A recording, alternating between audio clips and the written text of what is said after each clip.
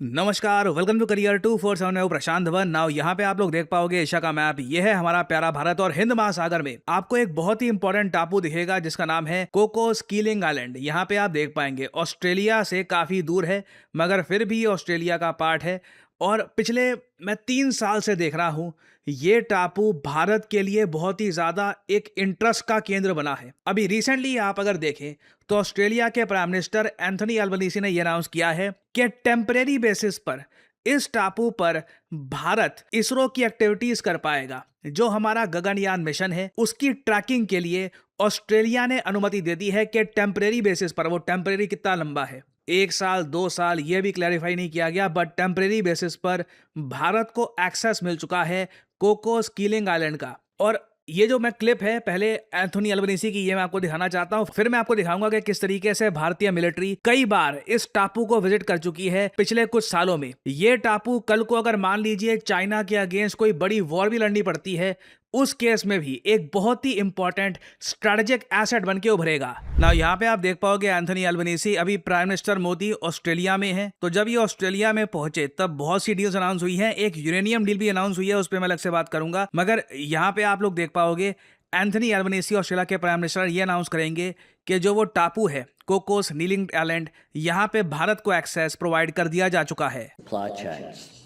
Today we have welcomed the signature of the Memorandum of Understanding for the Australia-Canada-India Technology and Innovation Partnership, driving trilateral cooperation with our shared partner Canada on critical and emerging technologies. And as we expand our cooperation in science and technology, we have agreed to commission a temporary space tracking terminal on Cocos Keeling Islands, which will support India's landmark Gaganyaan human spaceflight program. Of course, no country has been immune to the economic impacts from the ना बहुत ही बड़ी announcement है ये अपने आप में कि Gaganyaan mission के लिए ऑस्ट्रेलिया इस हद तक हेल्प करने को तैयार है कि अपना जो ये स्ट्रेटेजिक टापू है ये टेम्परेरी बेसिस पर इंडिया को अलाउ करेगा कि हम यहाँ पर ट्रैकिंग कर पाए गगनयान स्पेसक्राफ्ट की जब इसको हम लॉन्च करेंगे। ना यहाँ पे आपको एक बात ये भी समझनी होगी कि पीएम मोदी 3 कंट्रीज को अभी टूर कर रहे हैं। पहले गए इंडोनेशिया में, वहां पे जैसे आप लोग जानते हैं ब्रह्मोस और अस्त्र मिसाइल की सेल हो चुकी है, डिफेंस डील हो चुकी है। फिर उसके बाद ये गए ऑस्ट्रेलिया में और अभी इनकी एक और विजिट बची है न्यूजीलैंड में। न्यूजीलैंड में भी बताया जा रहा है एक बड़ी अनाउंसमेंट होगी। अभी रिसेंटली जैसे आप लोग जानते हैं भारत न्यूजीलैंड एक फ्री ट्रेड एग्रीमेंट भी साइन कर चुके हैं। सो इस पूरे टूर में हिस्टोरिक अनाउंसमेंट्स हो रही हैं that matter a lot to India.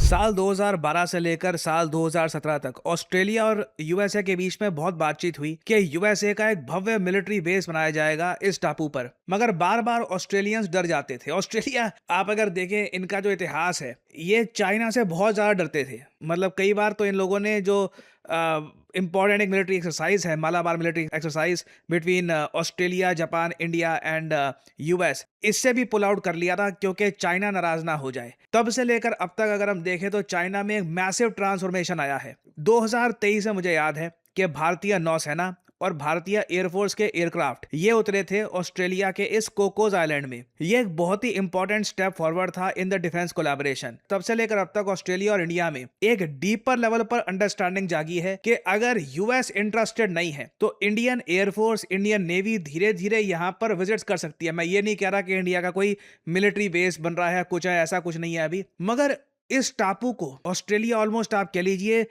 एक रेडीनेस दिखा रहा है इंडिया के साथ शेयर करने के लिए कि आपकी मिलिट्री को यहाँ पे आना है, आप आ सकते हैं। आपको कोई स्पेस मिशन भेजना है उसके लिए टेम्परेरी आपको ट्रैकिंग एक हब बनाना है, वो आप कर सकते हैं। ऑस्ट्रेलिया लिटरली इस टापू को एक जियोपॉलिटिकल गिफ्ट की तरह यूज कर रहा है भारत के साथ। और ऑब्वियसली ऑस्ट्रेलिया सिंस इतनी ज्यादा कमिटमेंट दिखा रहा है भारत के साथ रिलेशंस में, इस हद तक कि इन लोगों ने अभी तक इंडो पैसिफिक वर्ड को भी ड्रॉप नहीं किया। यूएसए ड्रॉप कर चुका है मिलिटरीली, ऑस्ट्रेलिया अभी भी कहता है कि इंडो पैसिफिक स्ट्रेटजी में हमारी बहुत इंपॉर्टेंट है भारत के साथ अच्छे रिलेशंस। और इसीलिए जब पीएम मोदी ऑस्ट्रेलिया में थे तब एक मोमेंट ये भी आई जब एक कार्यक्रम चल रहा था जहां पर इंडियन डायस्पोरा था, एंथनी अल्बनीसी भी थे।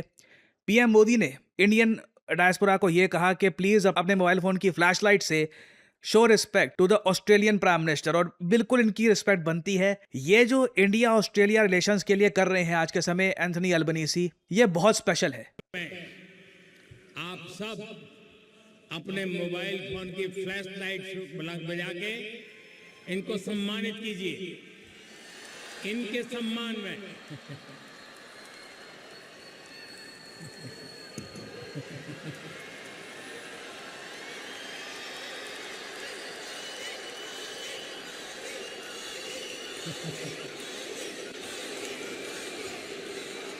ये काफ़ी ज़्यादा स्पेशल दृश्य है। आई डोंट थिंक कि एंथनी अल्बनीसी इसको भूलेंगे कि इतना बड़ा डायस्पोरा इतने बड़े स्टेडियम में यहाँ पर इकट्ठा हो रहा है and all of them are paying respect to him. और इसका एक रीजन भी है। ऑस्ट्रेलिया ना सिर्फ अपना आइलैंड शेयर कर रहा है भारत के साथ, इन्होंने अब एक यूरेनियम सप्लाई की भी डील कर ली है भारत के साथ। और साथ ही साथ मैं ये भी देख रहा हूँ यूएसए जैसे आवाजें आती है ना कि हमें इमिग्रेंट्स नहीं चाहिए, H1B वीजा बंद कर दिया वगैरह, ऑस्ट्रेलिया से बिल्कुल उल्टी आवाजें आ रही हैं। आप देखोगे विक्टोरिया की प्रीमियर ने रिसेंटली स्टेटमेंट दिया इंडियंस को कि हम आपको वेलकम करते हैं, हम आपको रिस्पेक्ट करते हैं और आपको डिस्क्रिमिनेशन यहाँ पर फेस नहीं होगी। ये बहुत ही एक इंपॉर्टेंट क्लिप है, ये देखिए। Victoria respects India. We value your people. We welcome your students, your businesses, your families, your ideas. In Victoria, the Indian community is not just accepted, they are part of who we are. ये बहुत बड़ी statement है। जिस तरीके से आज के समय Anthony Albanese India Australia relations को आगे बढ़ा रहे हैं, मैंने सोचा कि अगर यूएसए में भी कोई एक ऐसा ऑप्शन आता। अब कई लोग यहाँ पर कभी कभी ये भी कहते हैं कि जब बाइडन थे तो हम बाइडन का भी इतना समर्थन नहीं करते रहे। देखिए, I don't know US political system में क्या हुआ है, इनके ऑप्शंस ही अजीब सी थी। एक तरफ बाइडन थे जो भूल जाते रहे कहाँ खड़े हैं, कहाँ जाना है, क्या करना है। काफी बार तो लोग ओपनली ये कहते थे कि बाइडन डिसीजन खुद लेते भी नहीं है, उनके नीचे जो उनके सबऑर्डिनेट थे सरकार वो चला रहे थे। दूसरी तरफ फिर ट्रंप है जो आपके सामने ही है, उनका जो सरकार चलाने का तरीका है। आई रियली थिंक क्वाड आज के समय कई गुना ज्यादा मजबूत होता। Indo Pacific strategy India, US, Australia, Japan चारों देशों की और जरा स्ट्रांग होती अगर यूएसए में एक जेन्युइनली एक नॉलेजेबल लीडर जिसको डिप्लोमेसी में किस तरीके से यूएसए को फायदा पहुंचाना है, भारत के साथ रिलेशंस कैसे इंप्रूव करने हैं, अगर कोई लीडर इस चीज को जेन्युइनली समझता, वो पावर में होता वहां पर, I think situation would have been very different. और होपफुली मैं अभी भी मान के चल रहा हूँ यूएसए में अभी भी बहुत से इंटरेस्टिंग वहां पर लीडर्स हैं। परहैप्स उनमें से कोई जाकर सेम रोल निभाएगा इंडिया यूएस रिलेशंस में जो ऑस्ट्रेलिया यूएस रिलेशंस में आज के समय निभा रहे हैं एंथनी अल्बनीसी। और फिर अगर हम बात करें ऑस्ट्रेलिया की इन टर्म्स ऑफ यूरेनियम के मामले में दुनिया में कोई भी देश नहीं है जिसके पास ऑस्ट्रेलिया से ज्यादा नोन रिजर्व्स हैं। अभी रिसेंटली हमने कनाडा के साथ भी एक डील करी है यूरेनियम की। हम इससे पहले जो सेंट्रल एशियन देश हैं एशिया में, उनके साथ भी डील कर चुके हैं यूरेनियम को लेकर। और जो ऑस्ट्रेलिया के साथ डील है ये बहुत ज्यादा हेल्प करेगी भारत को हमारा टारगेट अचीव करने में, जो ये है 2047 तक 100 गीगावाट इलेक्ट्रिसिटी चाहते हैं कि न्यूक्लियर पावर से जनरेट हो। इससे 60 मिलियन जो इंडियन होम्स हैं उनको रेगुलरली न्यूक्लियर पावर प्लांट से इलेक्ट्रिसिटी मिलेगी। आई बिलीव इससे इलेक्ट्रिसिटी के बिल भी उस वक्त कम आएंगे। आप देख लीजिए, अगर यूरोप में, आप रशिया में देख लीजिए, वहां पे इलेक्ट्रिसिटी के बिल काफी कम होते हैं क्योंकि ज्यादातर पावर जनरेट की जाती है थ्रू न्यूक्लियर पावर प्लांट्स। सो ये जो यूरेनियम पैक्ट फाइनली साइन हो चुका है कई साल के डिले के बाद। डिले का रीजन सिंपली यहाँ पर यही है कि भारत ने आज तक एनपीटी साइन नहीं करी, non nuclear non proliferation treaty, NPT. Bharat उसका सिग्नेटरी है नहीं, बट ऑस्ट्रेलिया की जिद इवेंचुअली खत्म हो चुकी है। ये लोग, मैं आपको बता दूं, ये एक्सेप्शन पाकिस्तान के लिए या फिर किसी और देश के लिए नहीं करेंगे। ये स्पेसिफिकली भारत ही एक ऐसा देश है जो एनपीटी का सिग्नेटरी ना होते हुए भी ऑस्ट्रेलिया, कनाडा जैसे देशों से यूरेनियम परचेज करेगा। तो अगर मैं बात करूं आउटपुट की, तो मैं कहूंगा ये जो 3 कंट्रीज का टूर अभी तक दिख रहा है, ये परहैप्स आउटपुट के मामले में पीएम मोदी का सबसे ज्यादा इंपॉर्टेंट टूर है। ये 3 कंट्रीज में एक के बाद एक जो ये जा रहे हैं। आई बिलीव न्यूजीलैंड में भी एक बहुत ही इंपॉर्टेंट अनाउंसमेंट होंगी। कुछ अपडेट्स आती हैं ऑब्वियसली, तो मैं आप लोगों के लिए अपडेटेड वीडियोस लाता रहूंगा। Career 247 means jobs. हमारे कोर्सेज के बाद कई लोग जॉब प्राप्त कर चुके हैं और इनके टेस्टिमोनियल्स हम आपके साथ लगातार शेयर करते रहते हैं और इन द फ्यूचर भी बहुत सारे और टेस्टिमोनियल्स शेयर करेंगे।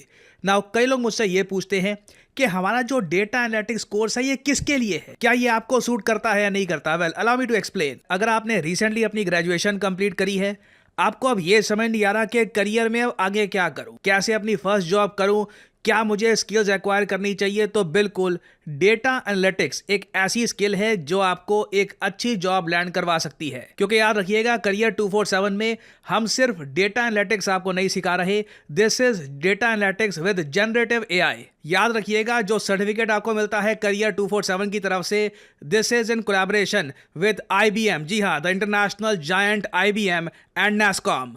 तो इन वेरी सिंपल वर्ड्स, अगर आप अपनी ग्रेजुएशन कर भी रहे हैं इस वक्त, आप BA कर रहे हैं, BCom कर रहे हैं, या फिर आप इंजीनियरिंग में कोई ग्रेजुएशन कर रहे हैं, या फिर आप इंजीनियरिंग फील्ड में हैं, डज नॉट मैटर, आप डेटा एनालिटिक्स का कोर्स कर सकते हैं। This will help your resume tremendously. और क्या डेटा एनालिटिक्स सीखने के लिए आपका मैथमेटिक्स बहुत अच्छा होना चाहिए, कोडिंग आनी चाहिए? None of that. आपको अगर बेसिक कंप्यूटर यूज करना आता है तो बिल्कुल ये कोर्स आपको सूट करता है। आपको बेसिक अंडरस्टैंडिंग है मैथमेटिक्स की तो बिल्कुल आप एक अच्छे डेटा एनालिस्ट बन सकते हैं। You can learn the skill. तो ये कोर्स एक्चुअली बहुत से लोगों की हेल्प कर सकता है।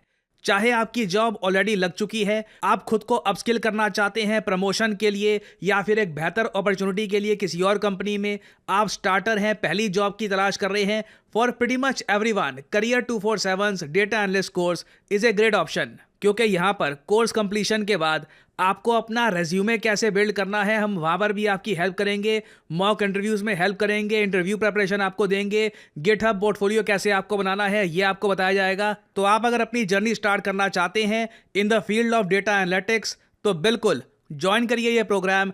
इस वीडियो के कमेंट सेक्शन में जाइए या फिर डिस्क्रिप्शन सेक्शन में जाइए, वहाँ पे आपको ये लिंक मिल जाएगा। लिंक पर करिए क्लिक, यहाँ पे अपना नाम डालिए, email ID, number, discount code obviously यहाँ पर डालिए PD10, ताकि आपको डिस्काउंटेड प्राइस में ये कोड ऑफर हो और करियर 247 की तरफ से आपको कॉल आएगा, आप ये कोर्स कर सकते हैं परचेज।